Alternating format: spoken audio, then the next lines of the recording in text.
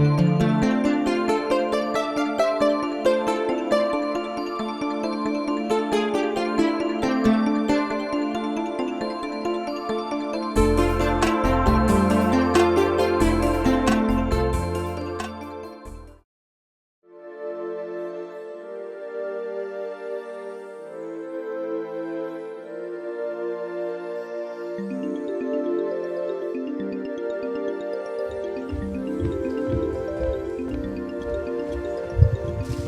afternoon.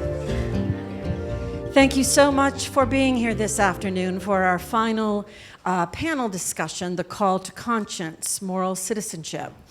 If I haven't had the opportunity to meet you, my name is Kate Alexander. I'm the Associate Director of Florida Studio Theater and Director of Alabama Story and the panel discussions.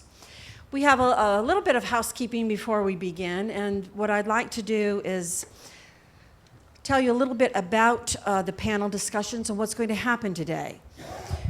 We're here till about 6:15. The discussion will be in two parts. The first part will be a moderated questions for our panelists, and the second part will be a Q&A with you, and we encourage active dialogue, which has been the hallmark of these presentations. I think it was Eric Deggans from NPR who was here 2 years ago with the play Best of Enemies, who said, I used to think that change happened in big media venues, and now I realize they happen in kitchens, in forums, in small groups around the country where we can have civil dialogue with each other. And that has kind of been our litmus test. Can we talk on a platform of honesty, of dialogue? We're all used to screaming pundits, I think, on television, positing their own opinions back and forth, but where do we have honest inquiry? And this has been the goal in the last 5 years of the forums. Leading that charge on our steering committee, and I'd like to thank our steering committee and Michelle Redwine, who's with us today. And leading our charge on that has been the Chief Judge Charles Williams, who I'd like to introduce to you now.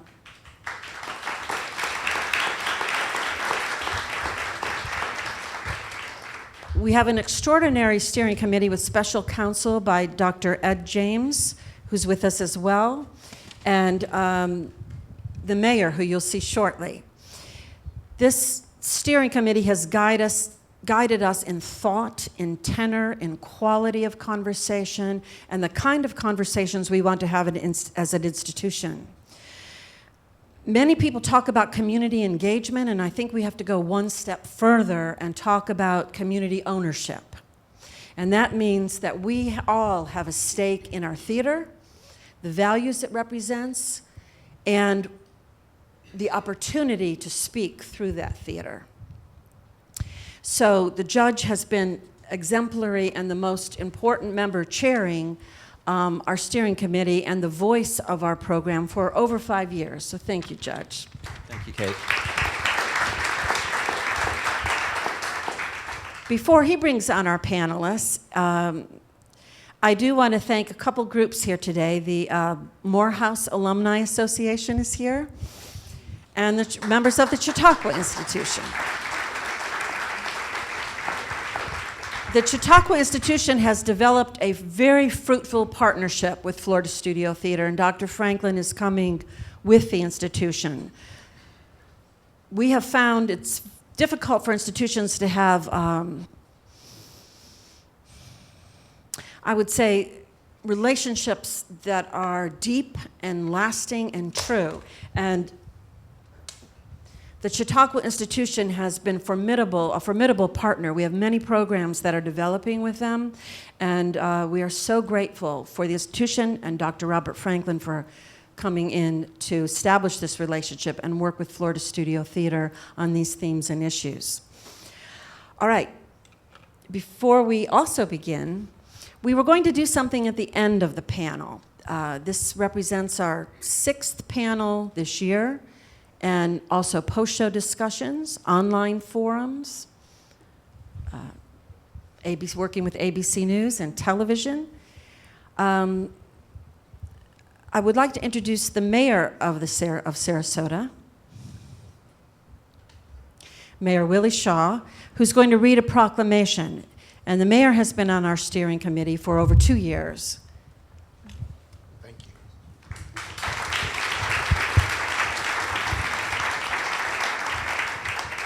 you. Good evening and thank you. I recognize my colleague, Commissioner Shelley Freeland Eddy.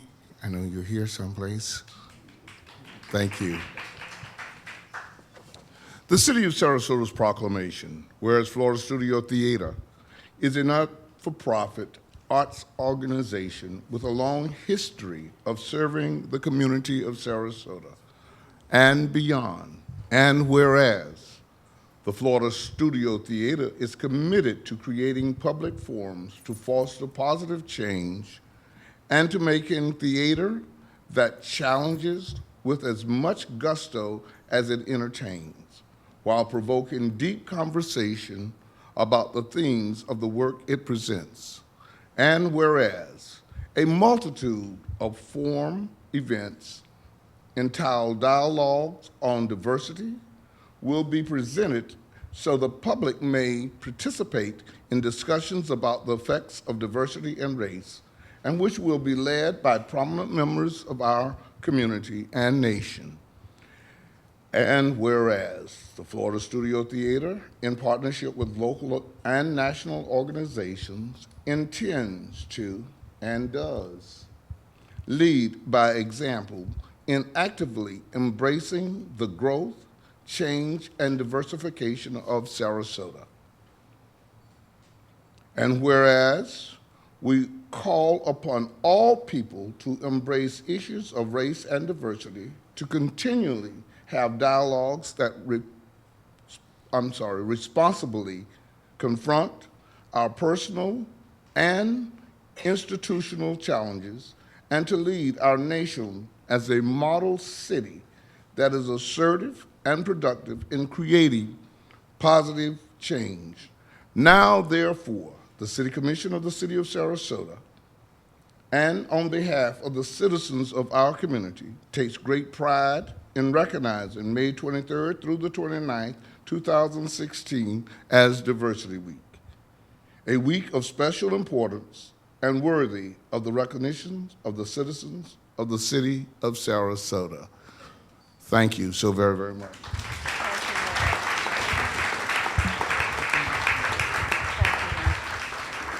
The mayor has a graduation to go to, so is why we did it a little early. So I'd like to turn it over to Judge Williams.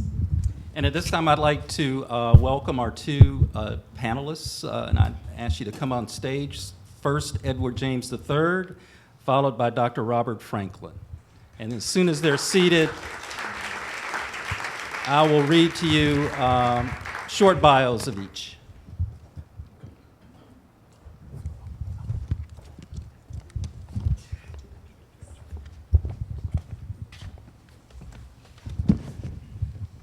Okay, seated to the left of Kate Alexander is Edward James III.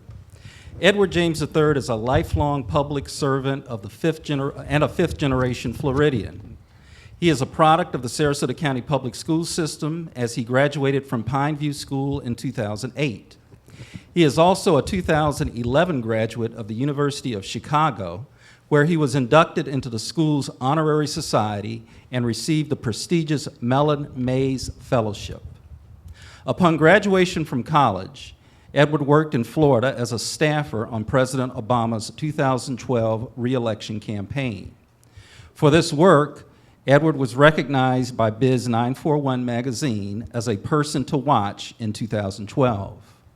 After coming out victorious in the election, Edward took his talents to Silicon Valley to work with Google's legal department. He also worked as a regional field director on the successful Gwen Graham for U.S. Congress campaign. He is now enrolled as a graduate student at Florida State University's Applied American Politics and Policy program, where he will be completing coursework in the fall. Just finished. Congratulations. He is currently running for Florida House of Representatives District 72. So please welcome Edward James III. To my immediate right is Dr. Robert M. Franklin. Dr. Franklin is the James T. and Berta R. Laney Professor of Moral Leadership, Senior Advisor for Community and Diversity at Emory University in Atlanta, and Director of the Religion Department at the Chautauqua Institution in Chautauqua, New York. He is President Emeritus of Morehouse College, the nation's largest private four-year liberal arts college for men, where he served as the 10th president from 2007 through 2012. In 2013, he was a visiting scholar at the Martin Luther King Jr. Research and Education Institute at Stanford University. Dr. Franklin holds ordination in two Christian denominations, the American Baptist Churches USA and the Church of God in Christ. He provides weekly commentary for Atlanta Interfaith Broadcasting Television. Dr. Franklin is married to Dr. Cheryl Goffney Franklin, an OBGYN physician who holds degrees from Stanford University, Columbia University School of Public Health, and Harvard Medical School. He is the father of three children, Imani Franklin, Robert Franklin III, and Julian DeShazier, and has one granddaughter, Dania. Please welcome Dr. Robert Franklin. Okay, and before we start, I just wanted to get an idea of how many people have seen the play. Very good, very good. So most of you have seen this play, so I don't have to give you too much of an introduction about the play, but there are a few of you who may not have seen the play. So I want to give you just a brief synopsis, and I'm going to start by showing you the book in controversy. This is a children's book. It's called The Rabbit's Wedding, Stories and Pictures by Garth Williams. And today in 2016, you wouldn't give this book a second look. But in 1959 in Alabama, this book caused the controversy that is the center of the play. And as you can see, the controversy being a black bunny marrying a white bunny. In 1959, for some people, this was not a laughing matter. They felt that this book promoted integration, miscegenation, and was some sort of plot to overthrow the values that some saw in the South. And I want to start this discussion by using the book in context, because the play takes place in the modern civil rights struggle, mid-1950s, early 1960s. And the civil rights movement there was a call to action for obvious things that people saw, and that is the theme of this discussion, a call to action. The call to action in 1959, where this play takes place, is pretty obvious. You had blatant segregation, you had physical and mental and intimidation tactics employed by the Klan for people who were trying to exercise basic rights to vote. You had a banning of a children's book because they felt that it promoted integration. And so it was in your face in terms of what a call to action meant. So I'd like to start this discussion by asking any of the panelists to my right, what would be the call to action today when we don't see the blatant discrimination, the blatant intimidation that we saw in 1959? And you can answer that question, and we will start our discussion off by your responses. Can everyone hear me? Okay, my mother's sitting in the front row. She always tells me to use my inside voice, so I'm trying to be as polite as possible. So I think, first of all, we must kind of unpack the concept of moral citizenship and really kind of think about what that means. But when we talk about overt discrimination, I think we need to look no further than President Barack Obama's commentary in 2012, where he said that the only way for this country to move forward is to understand that all of our fates are inextricably linked, and that in order for us to seek freedom, we must not seek individual freedom, but collective freedom. I mean, I think that's something for us to think about as we kind of move forward with this discussion on moral citizenship and talking about kind of overt discrimination or covert discrimination, because they're all bad, right? and we need to think about what collective liberation actually looks like. I would add, first of all, let me offer a preface and say thank you for this wonderful privilege to join you. I've had great admiration for the Florida Studio Theater and its leadership, and it's a real privilege to be a part of this conversation on this stage in this wonderful city, my first time in Sarasota. So I look forward to learning more about this city that the mayor has indicated in this wonderful proclamation should be for the rest of the nation a kind of visionary leading city. And I think that's a high, tall order, and I'm inspired by that. So I'd like to know more about Sarasota. I'll be figuring it out all of my 24 hours here in town this time, but I do promise to return. I also want to give greetings on behalf of Tom Becker, the president of the Chautauqua Institution, and Deborah Sonia Moore, who will be arriving today and I think will be in town with you for some time. And she's the vice president at Chautauqua, responsible for programs and arts. So I just want to affirm Kate's calling out or underscoring this partnership and collaboration between two phenomenal arts organizations. And also a shout out to all the Chautauquans who are in this audience. I've met many of you coming in, and I see several very familiar faces, and of course to the Morehouse extended family as well. Thank you, Judge, for allowing me to get that out. As a former college president, there's certain protocols one has to observe. For this challenging answer, what does a call to action mean in our time, 2016? And I think I'm thinking about our brief discussion before this conversation started when the book, which I'm not familiar with, I intend to learn more, and I will see the play this evening, a librarian, almost a kind of unheralded, unnamed local citizen, employed in an institution, steps up and essentially sort of stands between the children and their eager innocence and their desire to learn and grow, which they can only do by engaging new ideas, and the powers that be that were in that time that were saying, no, we will ban certain books. We will not permit children to read certain things.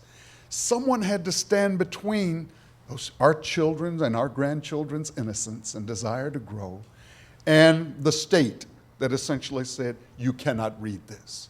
And I'm really overwhelmed that a librarian, a woman, a lover of books, a woman, stands up and says, I must do what is in the best interest of our children, the best interest of our future. And I think that becomes for me a kind of model and a trope for what every one of us in the theater tonight has to think about in terms of what I can do in my space as a good person, as a person who aspires to be and become a moral citizen.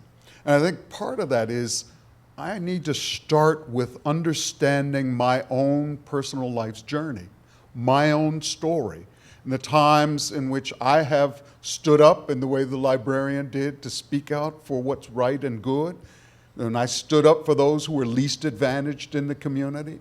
When I stood up and invested in the education and growth of other kids.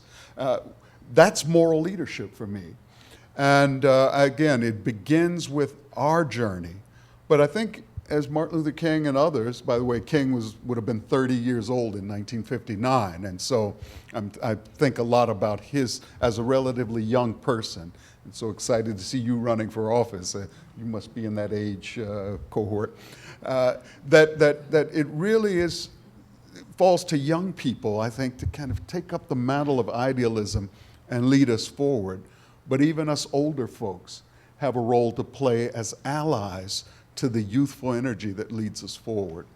But I think for us, it starts with confronting our own implicit biases, learning more about them, grappling with and confronting the stories we grew up hearing in our households. We loved our parents and our extended families, but some of the things they said and taught us were frankly wrong and incorrect, and you know it, and you've had to kind of argue with those lessons and those voices that were so beloved to you, and yet you've had to do what the librarian said, no, that's not good, that's not right, that doesn't help us move forward.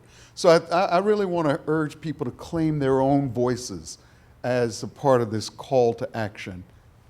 One of the things that has been debated, as those who have seen this play can attest to, there are people that did really nothing, and yet we know that their inner selves must have been protesting what was going on. There are people that I have talked to who grew up in Alabama during those times that knew segregation was wrong, that knew what the senator that's portrayed in this play was doing was wrong, but did nothing.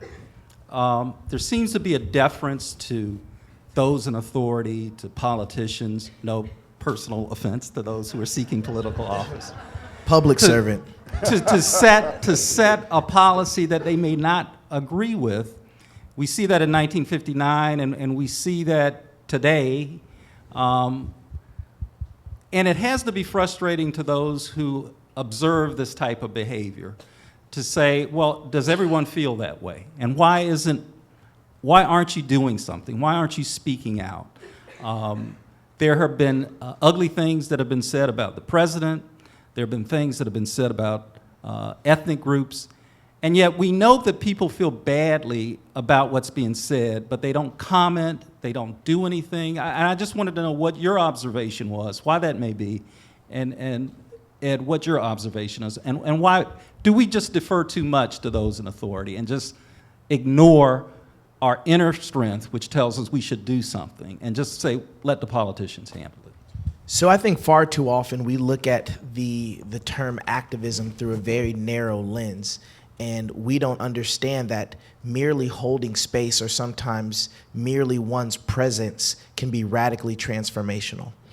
And I think about my own life. I think about myself as a fourth-generation Sarasotan, but also as the only African-American male in my graduating class. And I think about the 10 or so years that I spent at Pineview School, never protesting, never sort of leading any kind of, major sit-in or shutdown or boycott, but my mere presence started conversation because I was raised a certain way, I held certain values, and I was unapologetically who I am. And that's just how I was raised to be. And because I was unapologetically who I am, many folks had conversations, they had questions, and we were able to kind of grapple with and have tough discussions on issues that people have never necessarily been exposed to. I can think about even before I attended Pineview, I attended Out of Door Academy, where I was also one of the few African Americans there, and my father came in and we had a Kwanzaa celebration. Many of my classmates had never even heard of Kwanzaa. They thought it was this kind of made up holiday, right? And so the fact that we were able to, again, hold space, or maybe my mere presence had a radically kind of transformational impact on some of my classmates. And I don't know how many folks in here are hip hop fans, but obviously I'm a millennial. I'm 26 years old. And so I listen to hip hop all the time. And one of my favorite artists is Kendrick Lamar. He recently released an album called To Pimp a Butterfly. So kind of think about that for a second, what that actually means, to pimp a butterfly. But now I've been out of high school now for about 8 years. And one of my classmates who I hadn't spoken to since high school called me and said, "Hey man, I just listened to that Kendrick Lamar album and I feel really bad." I said, "Why do you feel bad?" He said, "I didn't realize that my ancestors did so many oppressive things." Now, why did he call me? Why didn't he call any of our other 181 classmates? He called me because of some of the conversations that we had when we were young in school. And so I want us to really think really hard about this term activism, because I think far too often we think about the folks on the front lines of the movement, and those people are extremely important, right? I come from a lineage rather of civil rights leaders. My great-grandmother integrated Lido Beach here in Sarasota County. My father, who's sitting in the front, helped lead to the integration of the Sarasota County Public Library system. My mother, who's sitting next to him, was a part of the first integrated graduating class of Sarasota High School. So they're all activists in their own rights. But I think we need to understand that everyone in this room has the power to be an activist, and we can start by holding space. And holding space is coming in, putting all judgments aside and saying, I may not necessarily know your story, because you'll never be able to be a better author of anyone's story than that person, but you can hold space, make that person feel comfortable, and have some of these unsettling conversations that help us move forward. Doctor, you want to add to that? One of the chilling quotes that I've read and thought a lot about in recent times, especially during the challenges our nation has faced with police-community relations, was the following words. In the end, it is not the words of our enemies that will be remembered, but rather the silence of our friends. It's not the words of our enemies. I love your phrase, the screaming pundits. You should host a TV show called Screaming Pundit. Not the words of enemies or opponents, but the silence of friends. And I think that's a challenge to all of us, again, to claim our voices and to speak truth to power, speak truth in intimate places where people in our congregations, in our extended families, and in our workplaces have a vision or embrace, I think, a retrogressive view of where we should be headed as a nation. Someone needs to speak up again for the children, for the future, for moving forward, and figuring it out together as we move forward. Because we don't have a formula, we don't necessarily have a kind of guarantee on how things will evolve. But we know that if we're part of that leading Sarasota into the 21st century, it can be better than if we simply sit by and allow it to happen.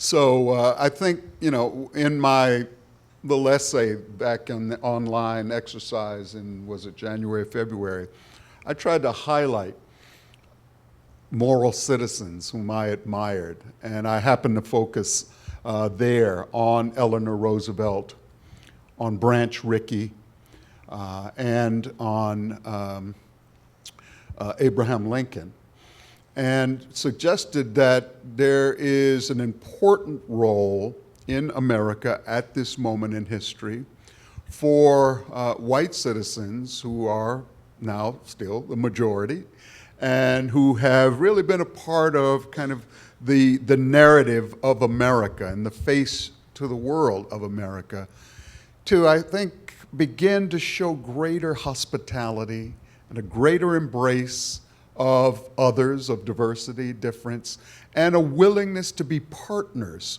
with others who are different in building this new city, this new nation that is yet to be.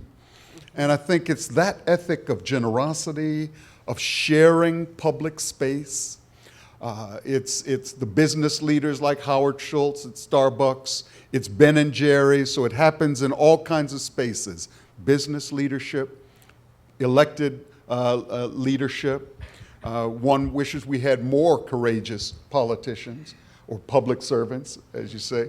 But I think often they are really waiting for the mood of the people to be registered. And right now, this is a time of fear, suspicion, caution, xenophobia.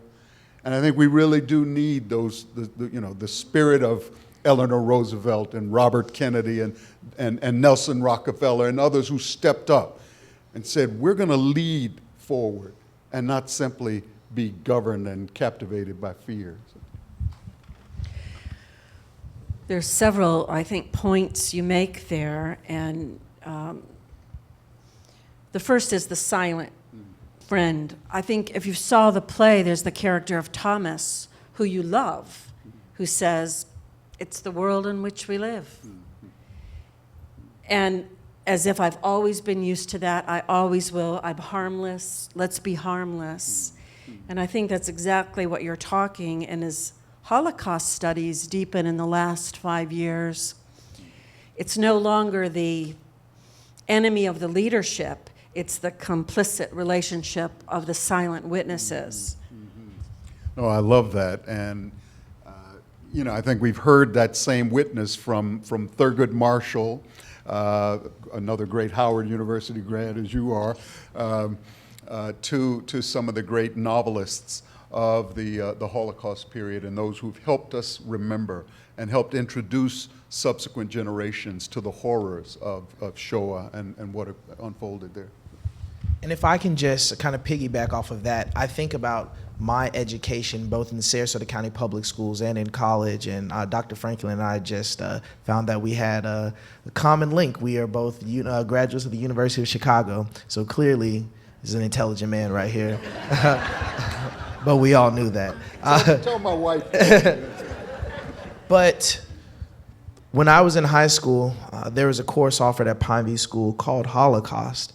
My dad said, son, you are taking that course, period, point blank. It is important for you to understand kind of where this world has been in order to understand where we're going. When I was in college, I took classes in gender studies. I took a class called Black Feminism. I took a class called Chicano Studies, right? Because I think we're living in a world now that obviously, as Dr. Franklin mentioned, is extremely xenophobic. It's trying to pit us against each other. It's an us versus them mentality. And what we don't understand is that we kind of have a shared destiny. I think we forget that the United States of America is a country of immigrants. I think that we forget that people came here to seek religious freedom.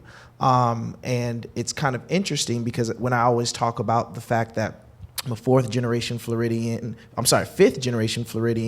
and probably, who knows, an 11th generation American. And I put that in context for people. They say, oh, wow. You know, I'm more American probably than a lot of my white counterparts, right? But I've been othered so much, and people of color in this country have been othered so much that we forget that we are a part of the fabric that has made this country so great. And I understand that as a male, I have certain privileges that aren't right, but certain privileges that women don't necessarily, that women aren't necessarily afforded. But if there's a group that is being persecuted, whether that be LGBTQ folks, whether that be, Muslim Americans, whether that be immigrants, that impacts me. Because just because they're not going after me today doesn't mean that they won't go after me, right? And again, I think it is extremely important that we push ourselves outside of our comfort zone and we begin to study, right? We begin to study other cultures. Again, my dad said, you son, there's no way that you are graduating from Pine View School without taking a course on the Holocaust. And I think it's equally as important for our white brothers and sisters to say, son, daughter, it's very important for you not to graduate from high school or college without taking an African American Studies course as well. That's how we begin to understand the humanity in all of us, because at our very basic core, we are human beings. And I know I'm not supposed to get political, and I won't, but I will say this, is that when I go and I knock on doors and I talk to folks and I tell them that I'm running for office, most people don't ask me if I'm a Democrat or a Republican.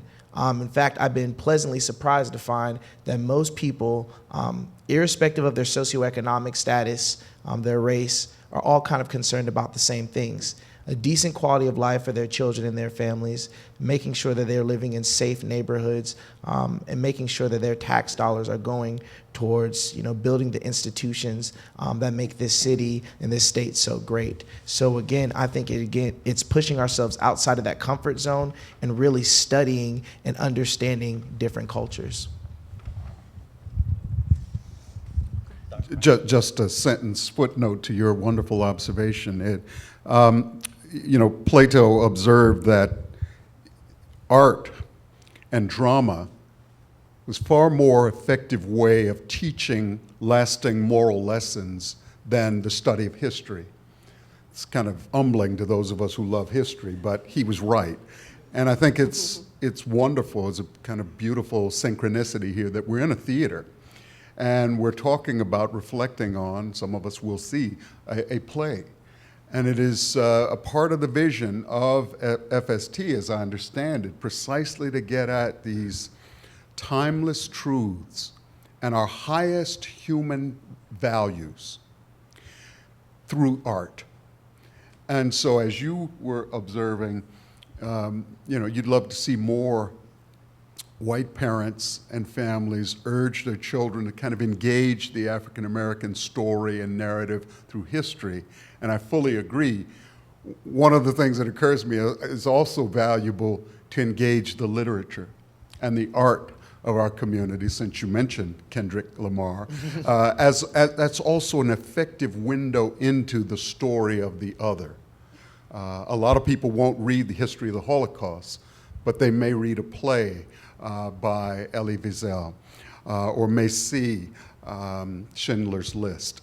And it opens a way. So I'm here just underscoring Kate's point about how important art is for inviting the next generation and ourselves into the stories of others. And as I say this, and as one who's been a teacher and continues to try to promote this kind of respect for all cultures and an embrace without the kind of flabby, just sort of multiculturalism, but a real engagement with the wisdom and genius in each culture. I'm aware that I haven't learned enough and need to study more and hear more and learn more. So it's an ongoing, and that's a part of the beauty of Chautauqua. It's lifelong learning. We show up there every summer to continue to grow, continue to learn, and extend that liberal arts education that you can't possibly exhaust in 4 years. Though, in the original treatise of Chautauqua, it said it was to help people with hold from the dangers of theater. Pre-revolutionary times, theater was really bad. I would like each of you, we've talked about laws changing, voting rights acts, things like that, to just give us a snapshot how you feel, like a litmus test of where our culture is now.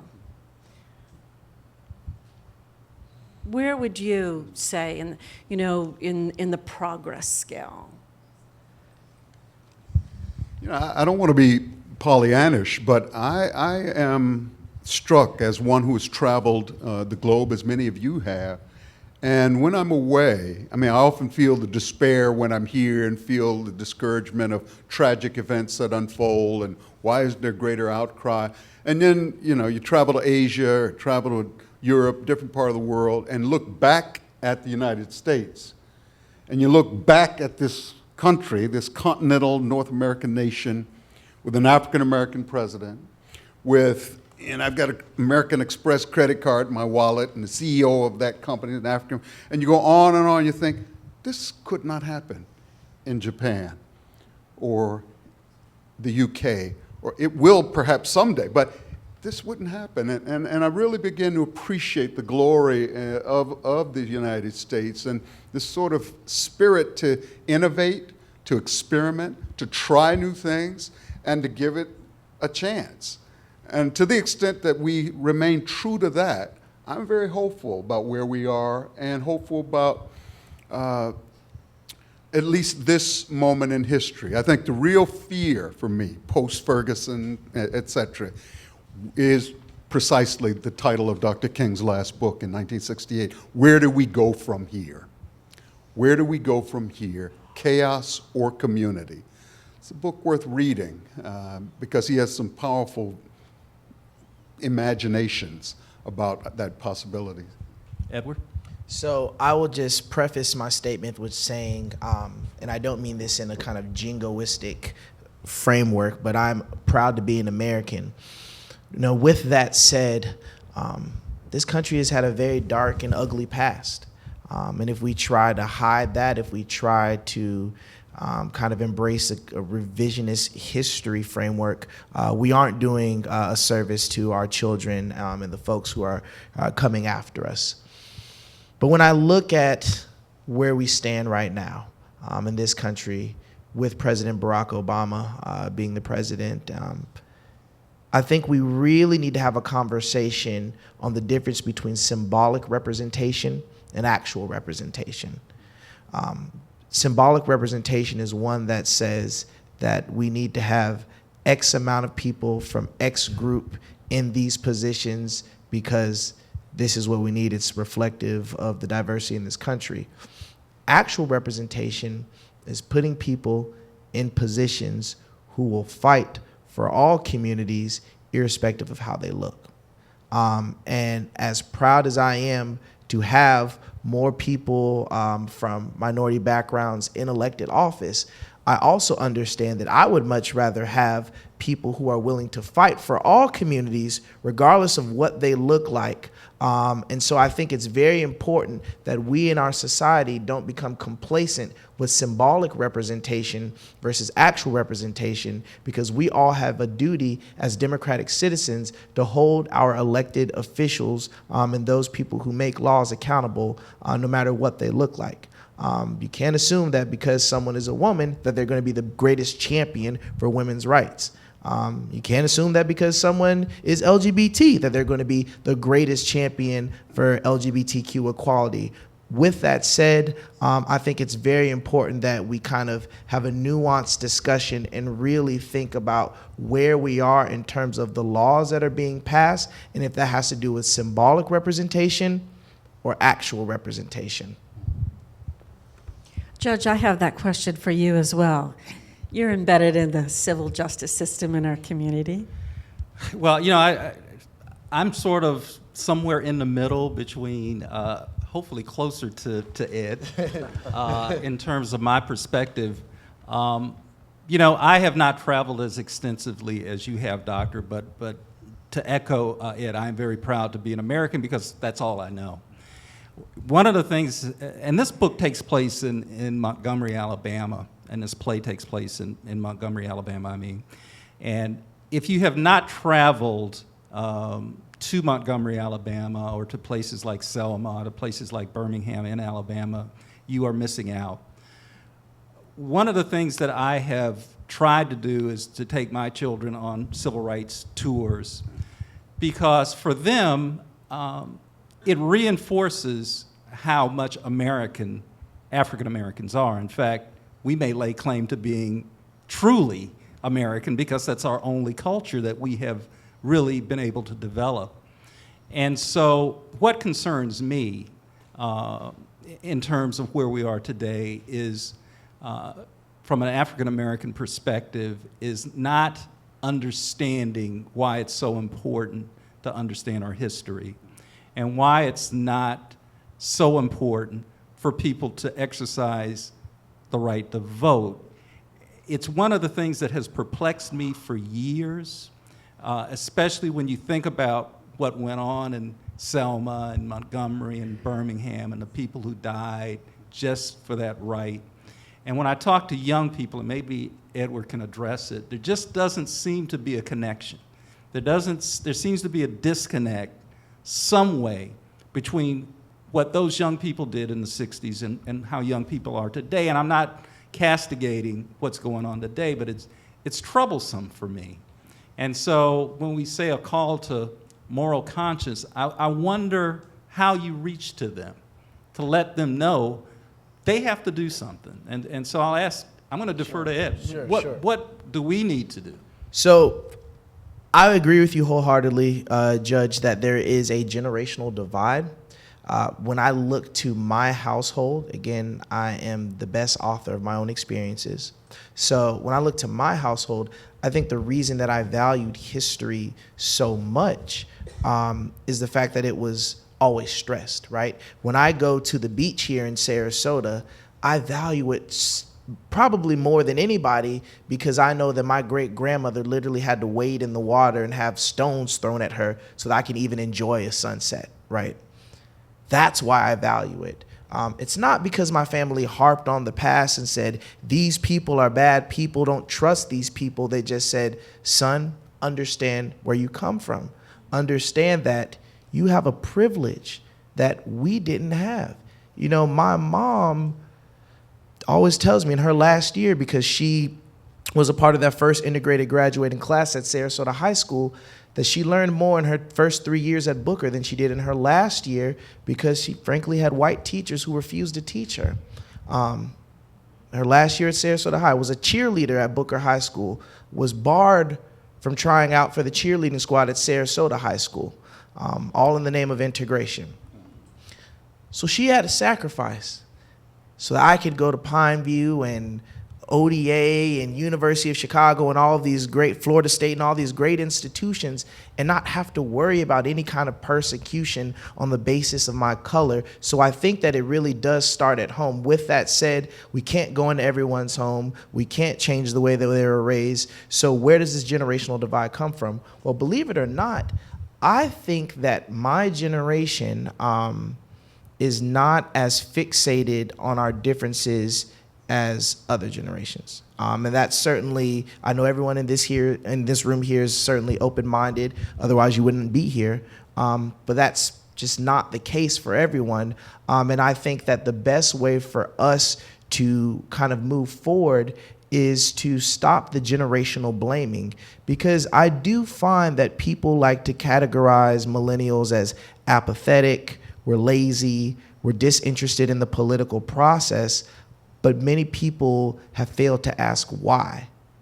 Why are millennials disinterested in the political process? Maybe because they don't feel that there are elected officials who are listening to their concerns. Maybe they feel that people are talking down to them simply because of their age and not understanding that their lived experiences too make up the very fiber of what makes this country great. Again, let's not forget that every major civil rights movement in this country has been led by young people, right? When Dr. Martin Luther King was on the front lines, he was in his 30s. John Lewis was younger than me when he marched with Dr. King. You know, we can talk about Cesar Chavez. We can talk about people who've led all of these movements across the country. Maybe it's because we're idealistic, maybe because we're too stupid to be fearful, whatever the case may be. You all were young, and actually all of you all are still young. You all look great. Good recovery. But many of you all came of age in the 60s. And many of you all, women in here, were probably burning their bras, doing things, kind of railing against the system. You laugh, but it's true. I know somebody in this room did. So, just by statistically speaking. So let's not categorize millennials or young people as just being apathetic and disinterested. Let's find out why, because keep in mind, this is the year of the outsider candidate on both sides. So there seems to be a distrust. There seems to be that there are people by and large that are kind of upset with the conventional process as we know it. And it's not just confined to people 35 and younger. So I think, again, going back to the overarching theme, it's having these conversations, it's humanizing everyone and understanding that no one is a better author of their experience than them. Thank you. I'd like to open to some questions right now from the audience, and Katie will go around. If you would try to be succinct, and we will repeat the question if we don't understand it. Does anybody have a question? Okay. Well, let me start right. She's getting that ready. Right. Yes, right in the middle row, right back there. Mm-hmm. You could stand up, sir. So this is an interesting election cycle, and we have amazing polarization. I know we've had polarization in this country before, but an interesting byproduct of this polarization, it seems to me, is a phrase called unconscious bias or prejudice that's surfacing. Americans that have never had to face these questions because we weren't during civil rights periods or during the Civil War are dealing with prejudice that they may not have even been conscious of. I'm just curious about your thoughts on this polarization and this phrase called unconscious bias or prejudice. Dr. Franklin, I you want to think start? one of the real contributions from Harvard University, it has a project called Implicit Bias. And by the way, you can go Google that, and you can actually take online, I think, a 10 or 15-minute test just to kind of get a measure of your own responses to certain images and words and the pairing, et cetera. So let me urge you all, Harvard University Implicit Bias Project. Go there, check it out. It'd be interesting what you learn. I mean, one of the interesting findings that emerged in the early years was that 80% of white Americans showed, some noteworthy measure of prejudice towards certain groups. It wasn't all race, so it's Islamophobia, it's immigrant, it's African Americans, Latino, etc. And but 41% of African Americans reflected the same biases. So it's an important kind of discovery, the point you're making. This is not just one group needing to do all the heavy lifting and growth. It's all of us helping each other grow and move forward. So. Got one back here. If you could stand up, ma'am. There's I'd like to know what year your mother graduated or grandmother graduated from Sarasota High School, because I was at Sarasota High School at the same time, I believe, and I was just curious if she was in my high school graduation class. Well, Okay. she's down here in the front, and she graduated in 1968. 2 years after me. Okay. Another question. Great. Any other got questions? one right here. Yes. Here. Stand up, please. I take a little bit of issue with the notion that we're being overwhelmed with xenophobia, and I think that's representing one voice that's fomenting that situation. There's another voice that is extremely idealistic, over the top idealistic, and it just depends on who you are inside and how scared you are and how willing you are to look at what exactly it is that you're afraid of. I myself, being of a certain decade, am feeling probably the opposite of you, Ed. But I'm just feeling like this is a really special, incredible time. And you can look at it certainly in polar opposite ways, that it is very scary and it's also very uplifting. And my last thing is, I wish anybody would be talking about the evisceration in 2012 of the 1965 Voter Act. This is where that's what scares me, is that that's kind of under the radar. It's just not being brought into enough Great. attention. And if we could all phrase it as a question, that would be helpful to us. Thank you. Well, it's the best of times, it's the worst of times. I think Dickens said that opening to a book. And yes, we can look at the glass either way, depending on how we look. But let's go to that the Voting Rights Act. Would you want to comment on that? Sure. You look at the state of Florida and you see that there is a huge push to invalidate many people and kind of wipe them off of the voter rolls. And I wouldn't say that necessarily went under the radar. I know that's not necessarily speaking to your point, but I do think that it's very important that we understand that we have to protect this precious right to vote. We must protect it because there are certain forces out there who would like to make it so that people, they can't vote, or they want to make it harder for people to vote. And I think that that's what kind of makes this country so great, is that you don't have to put yourself in harm's way to cast your ballot, at least not anymore. I've never had to worry about that. My parents and grandparents did, but I haven't. And so I think that's what makes this country great. But to your point, About the Voting Rights Act, I do think that certainly more attention should be paid to that because obviously, as I said before, there are forces in this country who would like to make it so voting is not as easy and less people enjoy that right that so many people fought and died for. Can you say what happened in Florida? Well, in Florida, there was a push by a certain governor who will go unnamed to basically show that there was voter fraud going on in our state. Basically, they did a study and found out that it was easier to find Waldo in Times Square than there was to find voter fraud in the state of Florida. And it seemed as if some people interpreted it as a kind of under-the-radar push to wipe voters off of the rolls who may be voting for President Obama. I think it's tragic that there is so much cynical,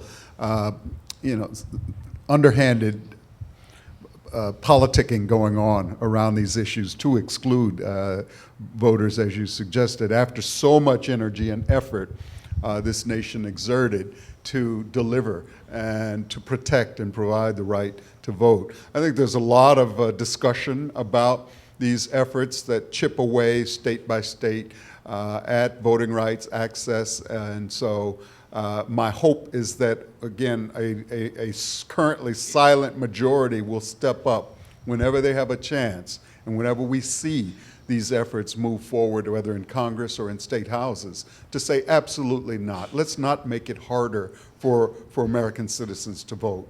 And let's find a way to strengthen our democracy by including more people. So we just have to take a stand against that kind of cynicism. Yes, right down here.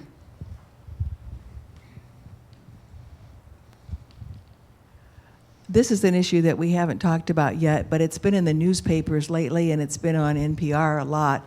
And it's the resegregation of schools, that up until recently, schools were integrated and the public supported that. And then gradually, neighborhood schools became back in vogue, and the neighborhood schools tend to be segregated schools.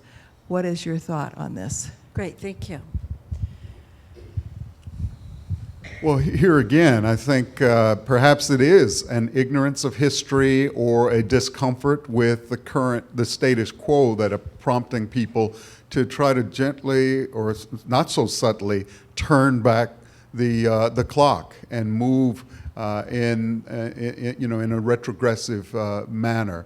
I think you're right. We were beginning to make progress integrating schools. I hesitate to use this claim integrated as if it was a accomplished fact, but I think integrating and emphasizes that a process was underway and continues to be underway in many places. But here again, I think elected officials, we need to hold them accountable, but we also need to report the facts. And here I celebrate media outlets, and you mentioned NPR is one of the reasons many of us are aware of this at all. The New York Times and others calling attention. American public schools appear to be more segregated now than they were 50, 60 years ago. I mean, this is an outrage, and yet most of us are so busy we could sort of miss that because we're doing other things. Once you know that, once you're aware of that, even hearing it now, we all ought to go home and do a little research and ask, how can I be a part of ensuring that we not go backward? Yes. Bob Bant is my name. I have had a feeling recently that giving permission has been one of the things that is the most disturbing to me about what's going on with civil rights. I grew up in Southern California, and I didn't find out until 50 years later that my junior high school teacher was the first Chicano educator in the system, in the school system I was in, and the struggles they go through. I remember when the Civil Rights Act was passed, And what I think happened when Lyndon Johnson signed the Civil Rights Act, he gave permission to millions of Americans to say, this is wrong. All of this segregation has been wrong. And so people were given a collective permission. And I had worked out of the country from about that time until 30 years later. I came back, and I remember going into Greenville, South Carolina, a hotbed for segregation, and seeing in the Sears Roebuck store this very nicely dressed person waiting on me, and how people were treating this, and he was a African American of a younger generation. He had permission for all those years, and the people around him treated him very nicely. I was astounded to see the difference in the treatment. I guess my question is, and I'm going to shut it off here. My question is, we see now on one side dividers and on the other side unifiers. And my simple, very simple way that I look at who I vote for is, do we have dividers or do we have unifiers? Because if the dividers get back in, and if we have divisive policies, we'll give that permission for divisiveness. So how do we fight between the dividers and the unifiers? Okay, I'm Because going the to stop you permission right to the there, 'cause public I'm gonna is let going to them be respond. the issue. You want, thanks, Kate. So I think that was an incredible question, and we're also seeing that this is an unprecedented time of gridlock, both at the federal level and at the state level here in Florida. And to be very honest with you, I don't know. I really don't know, and that's interesting coming from somebody seeking public office to tell you that they don't know something. But I don't know, but I guess the reason why I decided to run is because I understand that I can be kind of a bridge for two communities who, for some reason or another, believe that they might be separate. I do understand that although I was, reared in a predominantly African American community, I went to school with almost exclusively Caucasian folks. I do understand that although I am an American, I had the opportunity to go to college with more international students than I had ever met in my entire life. I do understand that I have had the privilege of being able to kind of navigate between two worlds who believe that they're so different. And so one of the main reasons that I decided to run is because I do want to be that unifier that you speak of. So I can't speak for why that gridlock really exists and why there's so much divisiveness. It could be because we're living in an age where everything is amplified times 1 million, right? We have more access to information. It's not that there's more brutality, right? It's just that we have the opportunity now to see that up close and personal through various channels. But I am using my candidacy to really kind of unify communities that have never even had conversations before. You talked about LBJ, Lyndon Johnson, as one who, in his support for civil rights, in his uttering the words, "we shall overcome," in talking to the entire nation, was an important power of symbols, again. Notion of giving the rest of America permission to embrace, to accept integration and desegregation and say, we can live with this. Let's give it a chance. I think it's a significant time where I don't think we see very many prominent national examples of that kind of moral leadership. And I'm looking in this political season precisely for that, hoping that leaders will emerge who are willing to step up and to do that and to risk something. In Germany, Angela Merkel has done this with respect to admitting and welcoming Syrian and other refugees in her country. She knows it's political suicide. That's a mark of moral leadership. You're willing to risk the re-election or the success or the membership in the country club or whatever it might be.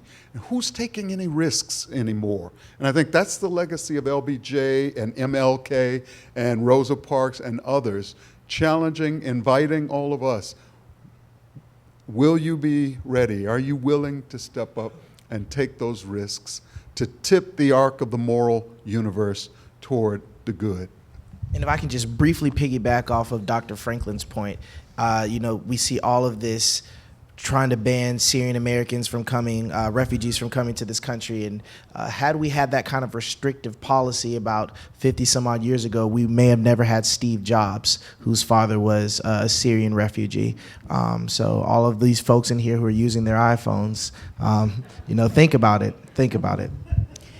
So before we close, we really could go much farther, but I would like to ask just each one of you if you would like to say one thing to each person in this room to carry on with. And also, not only us as a whole, but also to the Caucasians in the room. Because I think it's important that we listen and not provide the answers, but listen. So if there was one thing you'd like to say as to a group and also to those in the Caucasian race that are in the room, what would that be? Well, let me suggest that one of the things that I think represents an important step forward in our time is the building of friendships and relationships across the racial, ethnic, religious spectrum or barrier. I mean, again, it's the book. It's it's the rabbit's wedding. It's developing friendships, and I think one of the things all of us in this room tonight can do, and certainly white members of the audience, to think about, have you had a meaningful conversation with a person of a different ethnic group or race in the past 6 months, and if not, what are you going to do tonight to change that? And to seek it out, to exercise leadership, to take the risk, to open that conversation, to invite the person to lunch or whatever it might be, you can move, again, the arc. And I think at the basic level, so it doesn't have to be protest and policy and politics, friendship. That's what Aristotle said. He writes an entire book, Nicomachean Ethics, and the last 2 chapters are on friendship. It's fascinating. And part of what Aristotle's trying to get at is to be a moral person, you have to be held accountable by people who like you, who respect you, and above all, who are seeking your highest good, which is what he says is the true height of the moral life, is to know the highest good as a human being. And we can't do it alone. We need friends. So that's the challenge for me. Wasn't that the highest form of love over romantic love? Indeed. Mm-hmm, the love of friendship. Yes. We could talk philosophy tonight. This is That's part 2 at 7:30. After drinks. We all need some wine for that. So since we're talking about philosophy, I think it's important for us to kind of remove ourselves from that Platonic cave and really think about kind of life outside of our narrow box. And I think it's important to understand that there is no progress without struggle. And when I say that, I mean that it's important to be uncomfortable sometimes. It's extremely important to be uncomfortable. I can't remember who said it, but some folks said that good art should unsettle you. Good conversation should unsettle you. You should put yourselves in situations where you feel maybe uneasy, as long as you're not risking your safety, right? But you may feel uneasy. And I think putting ourselves in these kind of uneasy, unsettling situations can move us to the point where we realize that we have more in common than we thought before. So getting ourselves outside of that cave, putting ourselves in uncomfortable situations, I believe, can move this country and this world forward. Before we leave, one thing, the Sarasota Bar Diversity Committee is holding an event here in 2 weeks. And one thing we all could do is we have some flyers to allow, excuse me, a student to attend. And you could buy a ticket, excuse me, for a young student to come and see Alabama Story and a pre-show and post-show discussion. So one very concrete thing we could do all here is do that, and we have information on that. Today's the anniversary of Emily Reed's death, and I have a note from the playwright for us.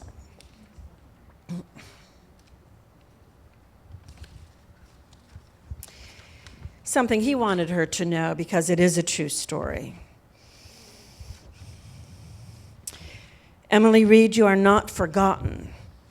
An inadvertent civil rights hero, an aggressive freedom to read advocate, an exemplar of librarianship, a bullied public servant who stood up when everyone else said, "It's the world in which we live." You both talked about risk and challenge and going past a culture of comfort and safety, and I think we could all walk away with that. I want to thank you so much for being here, and Judge Williams, if you will see us out, I'd appreciate it. Well, again, I want to thank Ed James III, distinguished from Ed James II, or Ed James Jr. Dr. Robert Franklin, I want to thank you for joining us. What we try to accomplish here, and I say we as though I'm a member of Florida Studio Theater, I'm You are. sort of a friend of Florida Studio Theater, is to have these conversations based on the plays and events that are shown here. And I've been doing this for several years now. And I'm often asked, you know, why do you do this? Why do you think it's important? And Doctor, I know this is your first visit to Sarasota, and we have a fifth generation Sarasotan. This is a very unique community. I don't think you're going to find a place quite like it in terms of the people here, the arts, the theater, and the awareness of people politically and socially. I think Sarasota is reflective of a lot of the good around the country and a lot of the bad around the country. We have issues of homelessness, and we have issues of addiction that are common in much bigger cities all over the world. But one of the things that I'm most proud of is the fact that we all engage in dialogue and conversation. And both of you mentioned that. It's important, I think, for people to step outside their comfort zone. We hope that when we have these conversations based on the different issues that arise in the plays, that it enables you and emboldens you to start conversations with other people, to ask yourself questions. It's always good to know that you have a place that you can go to for intellectual discussion, a place that you can come and feel safe to talk about issues. And so that's why I do it, because I know of no other place in Sarasota, and quite frankly, no other place in the country that does it quite like this. Florida Studio Theater also partners with the students. Many times, students have never attended a place as culturally diverse as Sarasota. The first time they actually have seen a real play is at this theater. And so that's what we hope to accomplish. We want to make Sarasotans, as they grow up, to take part in the theater, to take part in conversation, and to be moral leaders in their own right. And so having two distinguished guests like you is a long tradition that we have here, and we hope to continue here. But what you have both said gives us all food for thought. And we hope that we pass it on to others. We hope it makes us better citizens, and it helps us with our own moral compass. So with that, I want to thank you again for being here, and I want to thank everyone for coming out this evening.